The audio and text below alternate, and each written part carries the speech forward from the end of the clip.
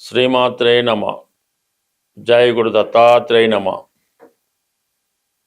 కన్యారాశి వారికి ఫిబ్రవరి 1వ తారీఖు నుంచి 14వ తారీఖు మధ్యలో జరగబోయే పక్ష ఫలితాలు పరిశీలించినప్పుడు మరి కన్యారాశికి అధిపతి అయినటువంటి బుధుడు పంచమ స్థానంలో సంచరిస్తున్నాడు. అంటే దీనివల్ల ఏంటంటే జాతకుడు కొత్త ఉద్యోగం కొరకు ప్రయత్నం చేయడం జరుగుతూ ఉంటుంది. మీలో ఉన్నటువంటి జ్ఞానాన్ని విజ్ఞానాన్ని ఇంకా పెంచుకునే ప్రయత్నం చేస్తూ ఉంటారు. వృత్తిలో స్కిల్స్ పెంచుకునే ప్రయత్నం చేస్తూ ఉంటారు. అలాగే ఎక్కువగా కన్యారాశిలో సాధారణంగా చిన్న స్థాయి వ్యాపారస్తులు, ఈ ప్రింటింగ్ సంబంధించిన వాళ్ళు, సినిమా ఇండస్ట్రీకి ఈ 24 సంవత్సరాల్లో చిన్న చితగా ఉన్నటువంటి కార్మికులు లాంటి వాళ్ళు, అలాగే మిమిక్రీ ఆర్టిస్టులు, కామెడియన్స్, డైలీ రొటీన్ అంటే నెల జీతం మీద కాకుండా రోజువారీ జీతం మీద పనిచేసే వాళ్ళు ఎక్కువగా ఈ కన్యారాశిలో ఉండడం జరుగుతూ ఉంటుంది. అటువంటి వాళ్ళు ఒక స్థిరమైనటువంటి జీవితం కోసం ఏదైనా మార్పు కోరితే ఆ ప్రయత్నంలో ఈ సమయంలో కొంతవరకు నెరవేరే అవకాశం ఉంటుంది.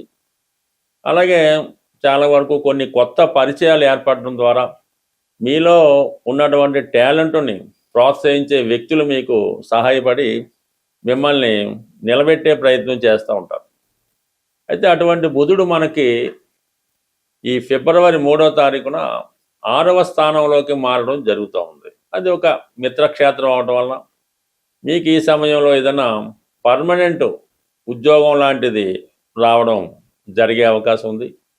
సో ఎప్పుడైనా సరే కన్యా రాశివారు, కన్యా లగ్నం వారు ఉద్యోగానికి లేదంటే ఎవరి వద్దన్నా సహాయకుడిగా పనిచేయడానికి మాత్రమే వీళ్ళ జీవితంలో అనుకూలిస్తుంది తప్ప స్వతంత్రంగా చేపడతాము అని కానీ ఏదైనా స్వతంత్రంగా వ్యాపారం చేద్దామని అనుకుంటే మాత్రం చాలా వరకు నష్టపోవడం జరుగుతూ ఉంటుంది. అంటే మీ తెలివితేటల వల్ల, మీ నైపుణ్యం వల్ల ఇతరులు బాగుపడాలి తప్ప మీ తెలివితేటలు మీకన్నది ఎక్కువగా ఉపయోగపడవు. కాబట్టి ఈ విషయాన్ని గమనిస్తూ ఒక నిపుణుడైనటువంటి వ్యక్తి దగ్గర సహాయకుడిగా పనిచేయడం వల్ల మీ ఆలోచనలు, మీ తెలివితేటలు వారి ద్వారా మీకు ఉపయోగించి వారికి నేమ్ రావడం జరుగుతుంటుంది.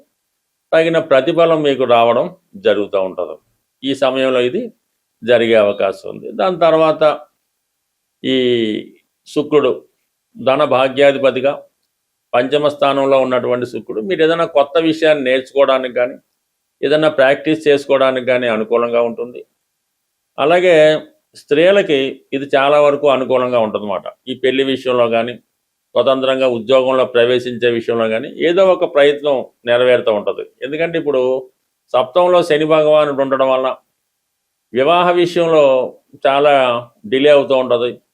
సంబంధం దగ్గరికి వచ్చి మిస్ అవ్వడం కానీ కుదుర్చుకున్న సంబంధం వాయిదా పడడం కానీ జరిగే అవకాశం ఉంటుంది. కాబట్టి మరి ఈ సమయంలో మీరు మరి పెళ్లి కన్నా మీరు వృత్తిలో ఇంకా ఇంప్రూవ్మెంట్ అయ్యి పర్మనెంట్గా ఇంకా గొప్ప ఉద్యోగం సంపాదించడం కానీ మీ టాలెంట్కు తగినటువంటి క్యారెక్టర్ అంటే ఏదైనా సినిమాలో సంబంధించిందో, డైరెక్షన్ సంబంధించిందో, యూట్యూబ్ సంబంధించిందో మీరు బాగా ప్రావీణ్యం సంబంధించి అందులో నైపుణ్యం సాధించే అవకాశం ఉండదు. ఎందుకంటే శుక్రుడు కూడా ఈ పక్షంలో 5వ తారీఖున 6వ స్థానానికి బయలుదేరుతున్నాడు. అంటే శుక్రుడు 6వ స్థానంలో వెళ్తే స్త్రీలకి ఉద్యోగ ఉపాధి అవకాశాలు పెరుగుతాయి.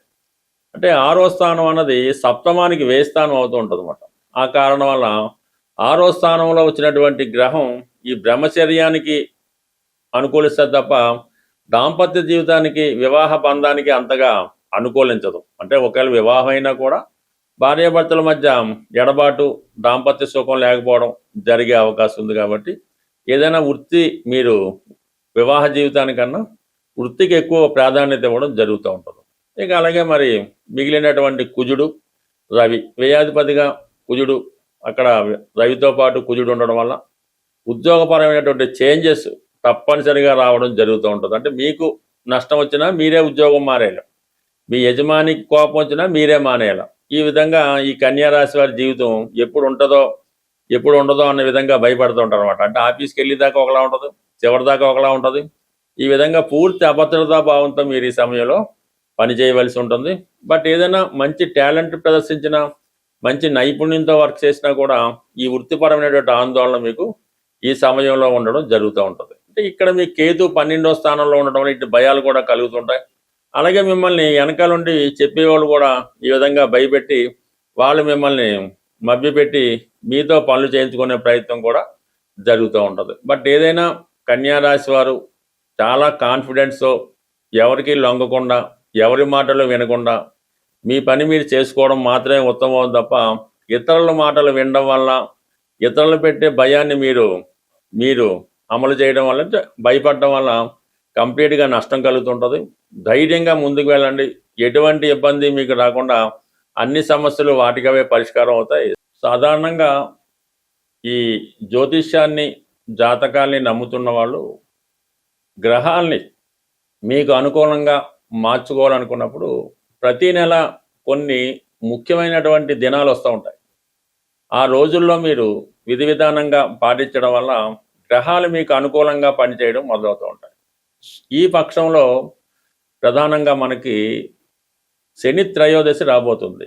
14వ తారీఖు ఫిబ్రవరి నెలలో శని త్రయోదశి రోజు కంపల్సరిగా మాకు ఏలినాటి శని ఉంది, అష్టమ శని వీలు కాకుండా ప్రతి రాశివారు కూడా ఆ రోజు విధి విధానంగా శని భగవానుని నవగ్రహాల్లో శని భగవాన్ని అక్కడ ఉన్నటువంటి ఆచారం ప్రకారం అభిషేకమో అర్చనో ఏదో చేసుకోవడం, ఎక్కువగా శివాలయంలో ఉన్నటువంటి నవగ్రహాల్ని పూజించడం, తర్వాత శివుణ్ణి కూడా పూజించి అభిషేకం చేయించి ఆ రోజు వరకు నియమనిష్టలతో ఉండడం వల్ల మీకు ఈ శనిగ్రహ అనుగ్రహం తప్పక లభిస్తూ ఉంటుంది. అలాగే ఈ నెలలోనే మనకి ఈ 15వ తారీఖున మహాశివరాత్రి వస్తుంది. ఆ శివరాత్రి రోజు కూడా మీరు కంప్లీట్గా మీ ఆచార ప్రకారం మీ గ్రామ ఆచార ప్రకారం జాగరణ అది ఉండి ఆ రోజు శివుణ్ణి దర్శించుకోవడం వల్ల, అంటే ఒక మహాశివరాత్రి రోజు మీరు శివుణ్ణి దర్శించుకుంటే మొత్తం సంవత్సరం అంతా ప్రతిరోజు శివుణ్ణి దర్శించుకుంటే ఎంత ఫలితం వస్తుందో ఒక్క మహాశివరాత్రి రోజు శివుని దర్శించుకుంటే అంత ఫలితం దక్కడం జరుగుతుంది. కాబట్టి కంప్లీట్గా ప్రతి ఒక్కరూ వయసుతో నిమిత్తం లేకుండా ఏదో ఒక దేవాలయంలో కేవలం పంచారామాలు పెద్ద పెద్ద క్షేత్రాలే కాకుండా సాధారణంగా చిన్న టెంపుల్లో అయినా శివగ్రహం శివుడి యొక్క ఉంటే అక్కడ శివలింగానికి అర్చన చేసి మీరు దర్శనం చేసుకోవడం వల్ల ఆ ముక్తి లభించే అవకాశం ఉంది. చాలా అభివృద్ధి కూడా కలుగుతూ ఉంటుంది.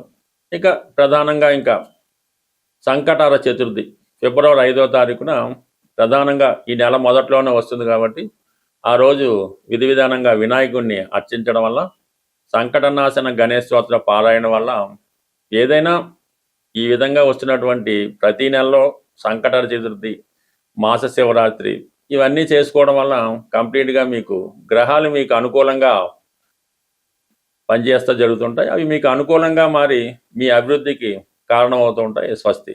సాధారణంగా ఈ జ్యోతిష్యాన్ని జాతకాల్ని నమ్ముతున్న వాళ్ళు గ్రహాల్ని మీకు అనుకూలంగా మార్చుకోవాలనుకున్నప్పుడు ప్రతి నెల కొన్ని ముఖ్యమైనటువంటి దినాలు వస్తూ ఉంటాయి.